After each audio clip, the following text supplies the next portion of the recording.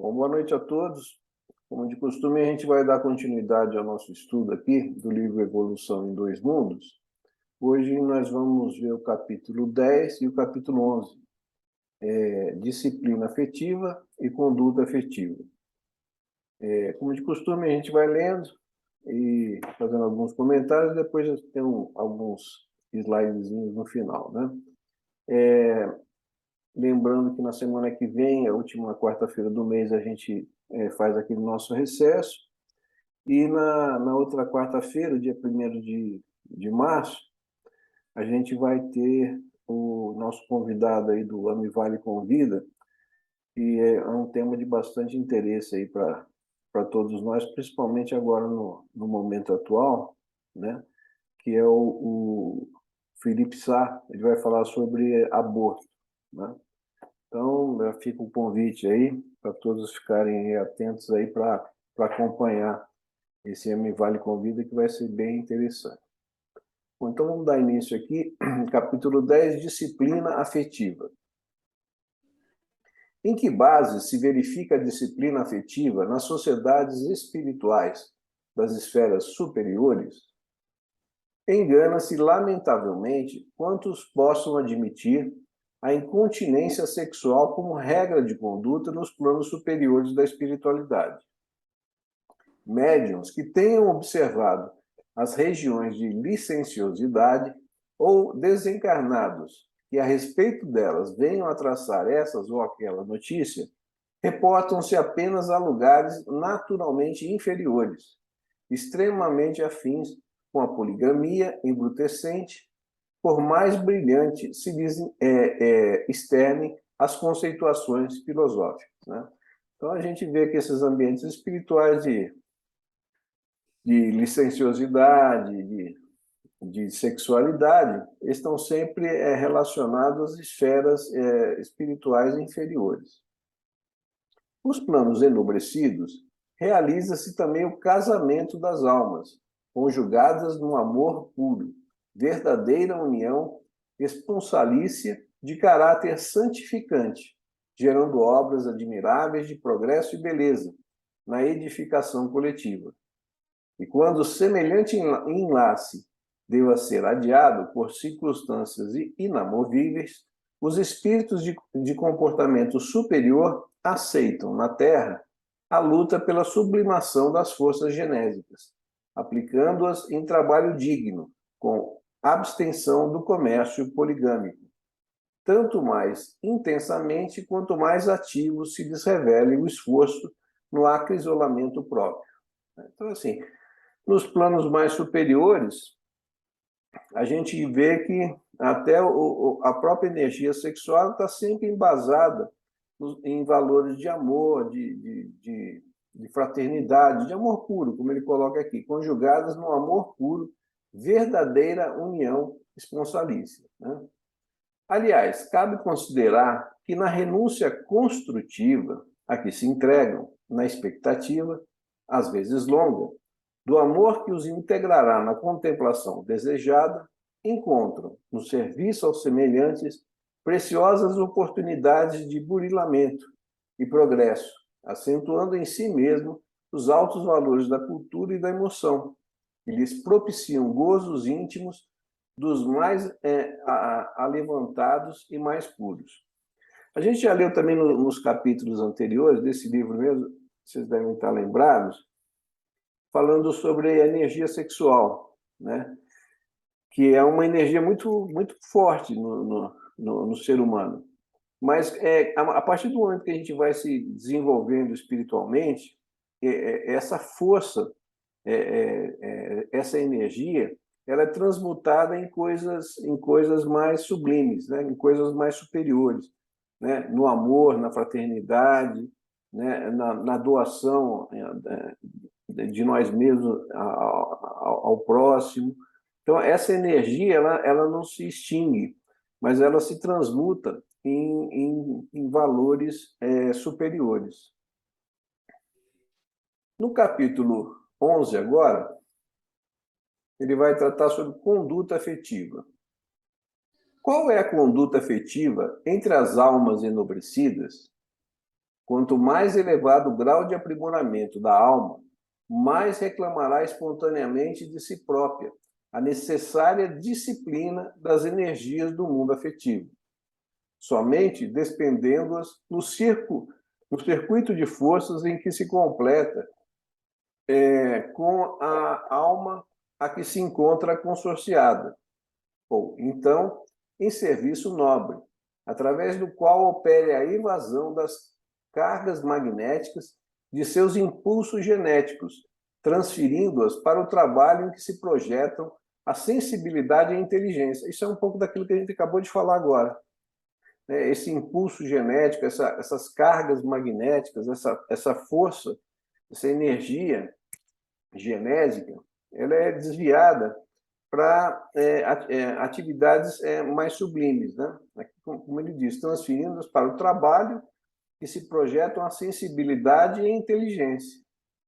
Isso acontece no plano físico, entre aqueles cujo sistema psíquico já se distanciou suficientemente das emoções vulgares, ajustando-se em contemplação fluídica ideal às almas irmãs que se matrimoniam. Interrompida a aliança física na esfera carnal, por interferência da morte, o homem ou a mulher, consagrados à sublimação íntima, se associam quase sempre à companheira ou ao companheiro, levados à viuvez, em construtivas simbioses de ação, seja no amparo aos filhos, ainda necessitados de assistência, ou na extensão de obras edificantes, porquanto os espíritos que verdadeiramente se amam desconhecem o que seja abandono ou esquecimento. É um pouco que aquilo que a gente comentou na semana passada, né? Que aquelas uniões, aqueles matrimônios, né? Quando a gente falou de matrimônio, que são baseados somente no interesse material, né? Nos interesses mundanos, aquelas uniões, quando as pessoas desencarnam, aquilo se desfaz, porque aquilo não tinha uma sustentação realmente, estava baseado somente em interesses materiais, né? Ao passo que as uniões que se baseiam realmente no amor sincero, na amizade, elas nunca terminam, né? São uniões que se estendem, por vezes, né, por toda a eternidade. Atentos ao mesmo princípio de aprimoramento, aqueles que se ajustam em matrimônio superior, no plano espiritual, permutam as próprias forças em constante circuito energético, pela qual atendem a vastíssimas obras de benemerência, na criação mental de valores necessários ao progresso comum, dentro da euforia permanente que o amor sublime lhes confere. E, em lhes faltando a companhia, por intermédio da qual se integram nos mais altos ideais do burilamento e beleza, mobilizam as próprias cargas magnéticas criadoras em serviço à coletividade, com o que se elevam mais intensamente na escala da sublimação moral. Ou então, o que é mais frequente, buscam olvidar as próprias possibilidades de maior ascensão, solicitando posições apagadas e humildes, ao pé daqueles a quem se devotam, a fim de ajudá-los na execução das tarefas que lhe foram assinaladas ou no pagamento das dívidas com que ainda se oneram perante a lei. Então, aqui ele coloca o final aqui desse capítulo, né? Eu trouxe aqui alguns slidezinhos para a gente refletir um pouquinho melhor a respeito do tema, né? Capítulo 10, disciplina afetiva. Então, aqui no livro Vida e Sexo, a psicografia de Chico Xavier, Emmanuel, no capítulo 24, vem dizer o seguinte: o instinto sexual, exprimindo o amor em expansão incessante, nasce nas profundezas da vida, orientando os processos da evolução. Toda criatura consciente traz consigo, devidamente estratificada, a herança incomensurável das experiências sexuais vividas nos reinos inferiores da natureza. de existência a existência, de lição em lição e de passo em passo, por séculos e séculos na esfera animal, a individualidade erguida à razão surpreende em si mesma, tendo um mundo de impulsos genéticos por educar, ajustar as leis superiores que governam a vida. Então, assim, desde do nosso instinto animal básico, esse instinto, essa força genética que nos é própria, ela vai ter que ser, ela vai sendo educada e vai sendo dilapidada, aprimorada e transformada nesses impulsos superiores. Então, é todo um processo evolutivo que vai ocorrendo desde o instinto sexual basal, né, do animal, né, até a sublimação dessa energia em amor, em fraternidade. Ela não se acaba, ela só vai se transformando com esse processo evolutivo, né? Aqui também, no Evolução em Dois Mundos, que ele está falando aqui, em que base se verifica a disciplina, né, nas esferas superiores? Enganam-se lamentavelmente, aqui chama atenção para esse aspecto, enganam-se lamentavelmente quantos possam admitir a incontinência sexual como regra de conduta nos planos superiores da espiritualidade. Ele volta aqui no capítulo e chama atenção exatamente para isso, né? Aqui no Livro dos Espíritos, no capítulo 4, ele também toca a respeito desse assunto. Na questão 200, ele fala: os espíritos têm sexo não como é entendido na Terra, pois os sexos dependem da constituição orgânica. Há entre eles os espíritos, há entre os espíritos amor e simpatia, mas fundamentados na afinidade de sentimentos, né? Então, assim, obviamente, a gente quando encarna, a gente pode encarnar tanto como homem ou como mulher. Naturalmente, a gente não fica trocando isso de uma encarnação para outra, né? Então, tem espíritos que têm predominantemente características masculinas. Então, geralmente, esses espíritos encarnam por muitas encarnações como homens. Ou e o contrário, espíritos que têm, por natureza, qualidades, características femininas, que geralmente encarnam mais como mulheres. Agora, isso não quer dizer que um espírito não possa encarnar num sexo diferente, até para poder vivenciar experiências diferentes do que aquelas que ele comumente está habituado, né? Então, assim, a gente sabe que é como ele diz aqui, né? O espírito ele não tem sexo, né? Mas, de uma forma geral, isso vai se seguindo. E essas características masculinas e femininas da personalidade, né, elas são mantidas no plano espiritual também. Aqui no livro Vida e Sexo, no capítulo 5, também Emmanuel, através de Chico Xavier, vem dizer o seguinte: à medida que a individualidade evolui, no entanto, passa a compreender que a energia sexual envolve o impositivo de discernimento e responsabilidade em sua aplicação, e que, por isso mesmo, deve estar controlada por valores morais que lhe garantem um emprego digno, né? Ele está falando do emprego da sexualidade, né, de uma forma responsável, né? Você, discernindo e sendo responsável com aquelas condutas que você tem com essa energia sexual. Aqui também, Evolução em Dois Mundos, ele fala, chama também a atenção nessa parte aqui. Médiuns que têm observado as regiões de licenciosidade ou desencarnados que a respeito delas venham a traçar essa ou aquela notícia, reportam-se apenas a lugares naturalmente inferiores, extremamente afins com a poligamia que embrutece, por mais brilhantes que lhes ternam as conceituações filosóficas. É aquilo que a gente leu agora há pouco, né? Às vezes tem esses tipos de relato, né? E a pessoa mais desavisada acha que no plano espiritual isso em qualquer parte é assim, né? E aqui ele deixa bem claro que isso está ligado aos planos inferiores, né? Lugares naturalmente inferiores.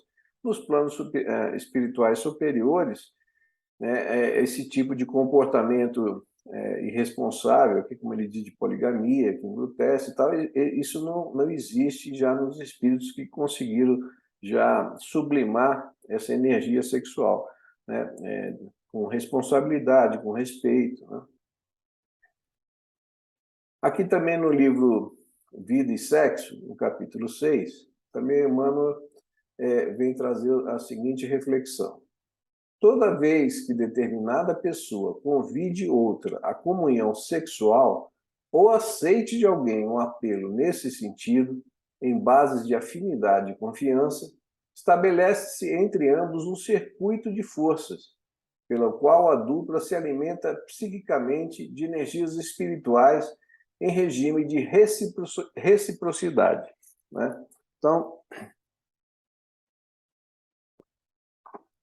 a gente está vendo aqui, isso aqui é uma reflexão bastante interessante. Quando a gente está se unindo a outras pessoas em comunhão sexual, não é simplesmente aquele ato que está em jogo. Está havendo uma simbiose energética, inclusive uma simbiose espiritual com aquela outra criatura, né? Então, acontece, como ele diz aqui, estabelece entre ambos circuito de forças pela qual a dupla se alimenta psiquicamente de energias espirituais. Isso, dependendo do desequilíbrio, pode levar até no plano espiritual, posteriormente, a processos obsessivos, né? Processos obsessivos entre essas criaturas, né?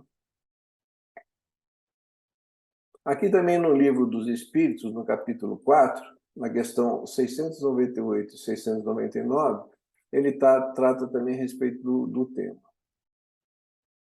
Desculpa. O celibato voluntário é um estado de perfeição meritório aos olhos de Deus? Não. E os que vivem assim por egoísmo desagradam a Deus e enganam a todos. Na questão 699. O celibato não é um sacrifício por parte de algumas pessoas que objetivam se devotar mais inteiramente a serviço da humanidade?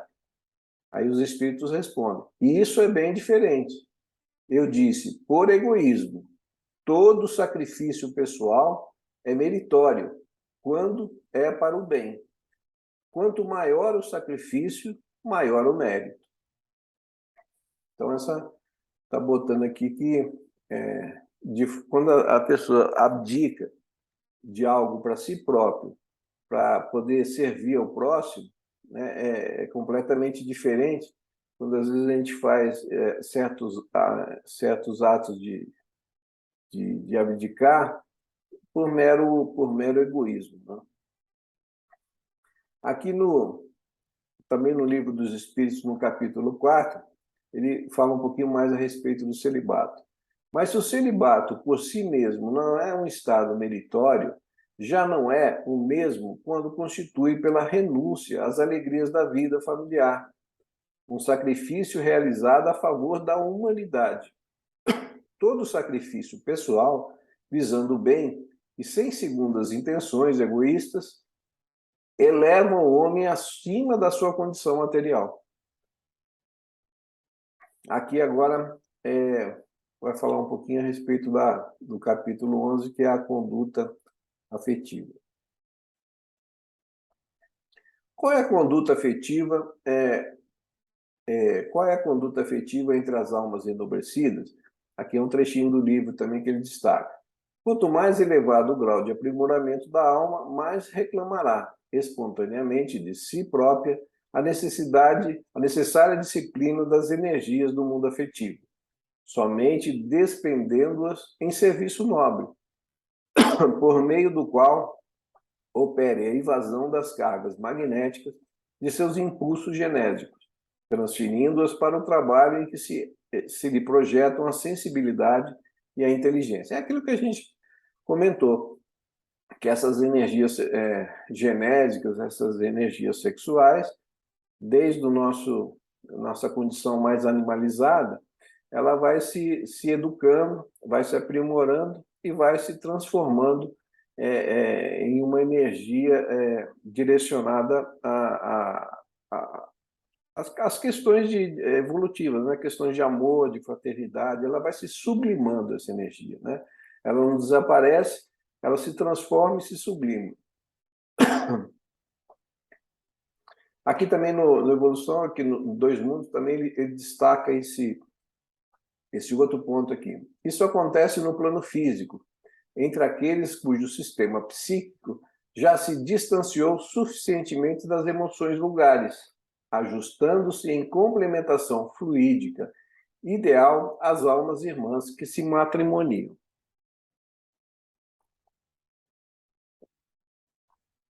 Então, ele coloca essa questão aqui. Interrompida a aliança física na esfera carnal, por interferência da morte, se associam quase sempre a companheira ou companheiro, levado à viuvez, em construtivas simbioses de ação, porquanto os espíritos que verdadeiramente se amam desconhecem o que seja abandono ou esquecimento, né? Então, quando um dos cônjuges se desencarna, quando eles realmente estão envolvidos em energias de amor, de carinho, de amizade, né, eles nunca se distanciam. Né? Ambos continuam, cada um em seu plano, tentando ajudar, tentando participar da vida espiritual daquele outro que ainda, né, não desencarnou ou que ainda está encarnado. Aqui também ele fala a respeito, atentos ao mesmo princípio de aprimoramento, aqueles que se ajustam em matrimônio superior no plano espiritual permutam forças em constante circuito energético, na criação mental de valores necessários ao progresso comum. Porque a gente tem que entender que essas uniões, né, elas vão muito além de uma simples união que a gente enxerga aqui no plano material. Existe nessas uniões uma verdadeira simbiose energética e espiritual com aquele que a gente está se relacionando.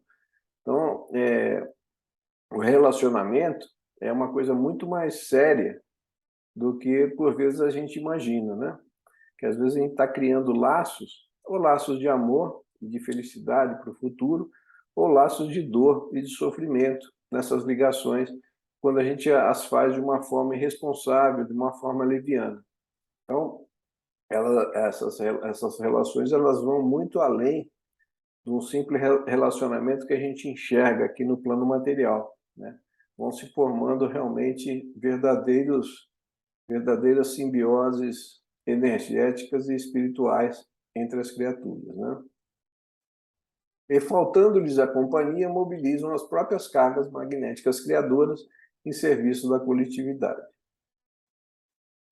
Aqui também no livro, já encerrando, aqui no livro Vida e Sexo, também no capítulo 23, Emmanuel, através do Chico Xavier, nos diz o seguinte: a vida sexual de cada criatura é terreno sagrado para ela própria, e por isso mesmo, abstenção, ligação afetiva, constituição de família, vida celibatária, divórcio e outras ocorrências no campo do amor são problemas pertinentes à responsabilidade de cada um, erigindo-se, por essa razão, em assuntos não de corpo para corpo, mas de coração para coração, né? Aqui ele coloca aqui isso que a gente estava comentando, né, da responsabilidade que a gente deve ter nessas nossas relações afetivas, né? Elas vão muito mais além do que simples relacionamentos superficiais, né? Ali, quando a gente está se relacionando, a gente está criando realmente verdadeiros vínculos, né? E, por fim, para encerrar, aqui no capítulo Vida e Sexo, também no capítulo 26, Emmanuel vem dizer o seguinte: abençoai e amai sempre. Diante de toda e qualquer desarmonia do mundo afetivo, seja com quem for e como for, colocai-vos em pensamento no lugar dos acusados, analisando as vossas tendências mais íntimas e, após verificar-lhes se estáis em condição de censurar alguém, escutai no âmago da consciência, desculpe, o apelo inovidável do Cristo. Amai-vos uns aos outros como eu vos amei. Então, concluindo, né, a gente poderia resumir aqui isso tudo aqui nessa reflexão que a gente tem que fazer a respeito dos nossos relacionamentos, né? Da importância de nós tratarmos esses relacionamentos de forma responsável, para que eles se tornem realmente fontes de felicidade na nossa vida, né? E não, às vezes, como ocorre nesses relacionamentos desregrados, em que predomina somente o interesse material, sexual, né, que por vezes, muitas vezes vão descambar em processos até obsessivos, que vão, às vezes, vão se arrastando aí por várias encarnações, por vários séculos. Então, uma reflexão importante a respeito da responsabilidade, desculpe, que a gente tem que ter em relação aos nossos relacionamentos afetivos, né? Complementando o estudo da semana passada, né, que falou de matrimônio, de família, né? Então, a gente encerra por aqui. Alguém quer comentar alguma coisa a respeito?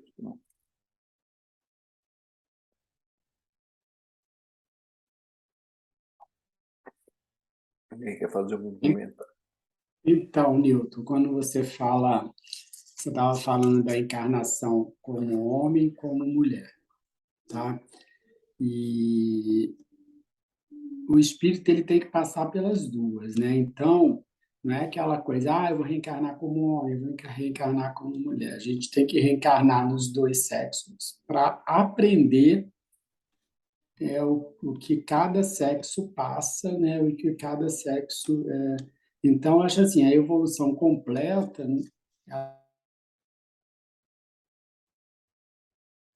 Acho que saiu o seu som, Flávio. Acho que caiu o som do Flávio, a gente não está ouvindo mais ele.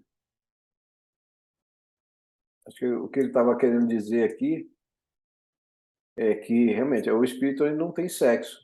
Ele vai reencarnando em determinadas ocasiões como homem ou como mulher, dependendo da necessidade daquela experiência que ele precisa ter, vivenciando como homem ou como mulher as experiências que são necessárias para o seu crescimento espiritual, né?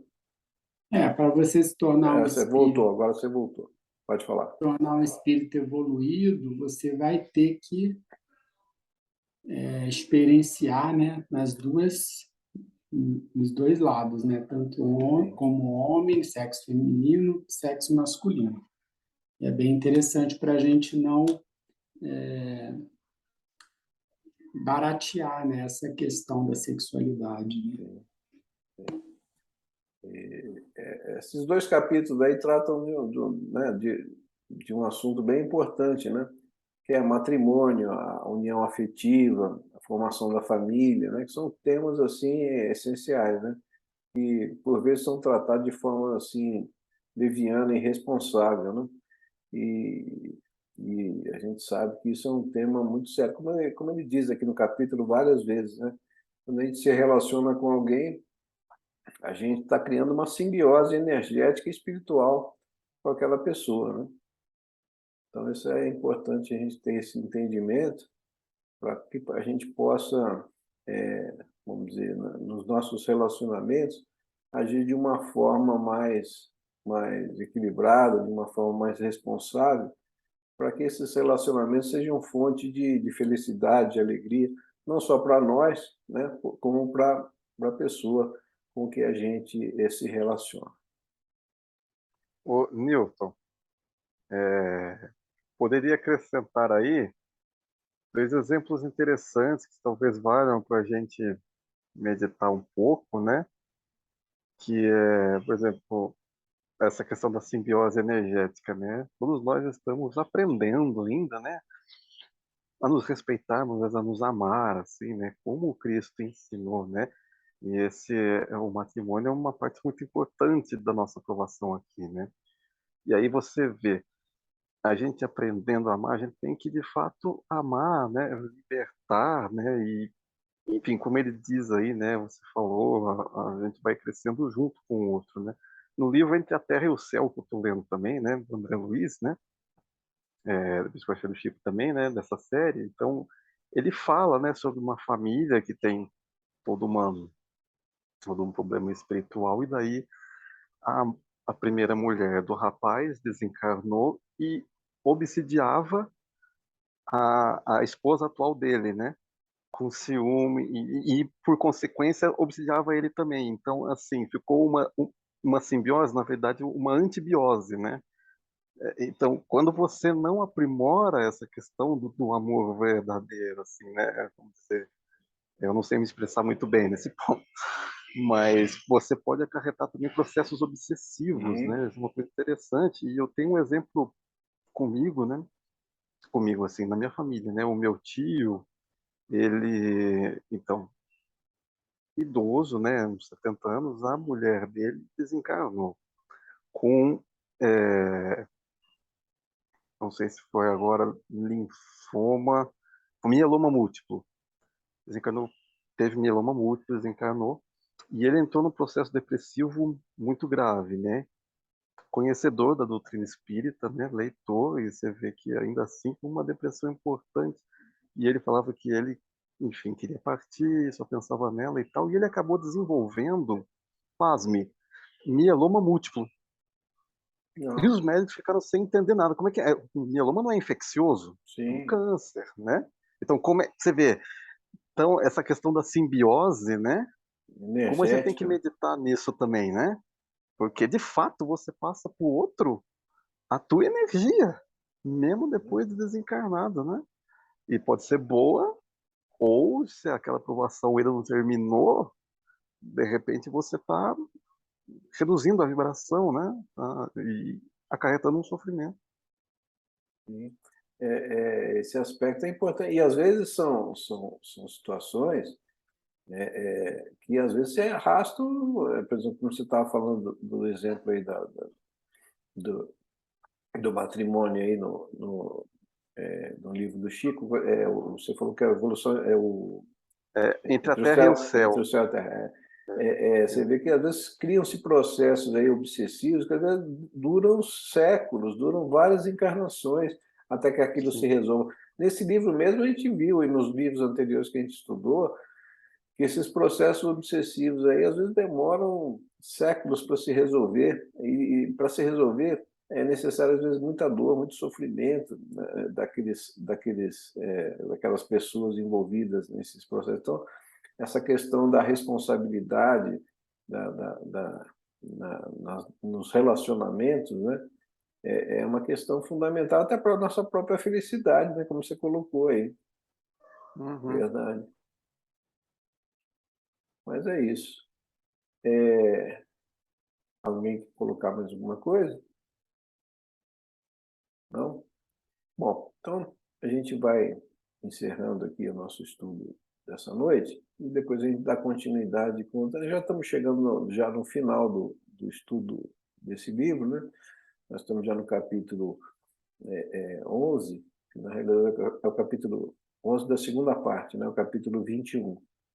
Então ainda faltam, são 9 capítulos que faltam, são capítulos curtos, né? A gente vai estudando assim, 2 ou 3 por vez. Acredito aí que mais umas poucas semanas a gente vai estar encerrando esse livro. Depois a gente vai dar continuidade com o estudo de um outro livro, uma outra obra de André Luiz, né? Que é a nossa proposição aqui é fazer o estudo aí das obras de André Luiz, tá bom? E na próxima semana, como eu disse, a gente vai fazer aquele recesso da última semana do mês e no dia 1º de março a gente vai estar retornando com o Homem Vale Convida, uma palestra sobre o aborto, que é um tema tão importante na atualidade aí, que vários países, infelizmente, inclusive o nosso, né, está sendo trazido à baila aí para que esse crime seja legalizado aqui, né? A gente até, a semana passada, a Cláudia falou no Canadá, uma criança fizeram um aborto de uma criança com 37 semanas. Um verdadeiro assassinato, né? Mas a gente vai fazendo aí o que pode naquilo que nos compete. Quem quer fazer a prece aí? Flávio, Bruno? Quem quer fazer? Acho que o Flávio saiu da... Eu, eu, eu dou umas palavrinhas, então, Você faz uma precezinha para a gente? bem, bem rapidinho, então, né? Então, mantendo o pensamento elevado, agradecemos aos mentores espirituais pela dádiva do estudo desta noite, ao nosso irmão Newton, que tão brilhantemente explanou, e a todos os companheiros que nos assistem, que possamos também levar conosco as luzes das verdades do Espiritismo e o amor a todos que nos competem a jornada. Que assim seja, graças a Deus. Assim seja. A gente vai encerrando aqui essa gravação aqui da noite e a gente vai dar continuidade agora no dia 1º com o primeiro Homem Vale com Vida do ano. Bom? Uma boa noite a todos.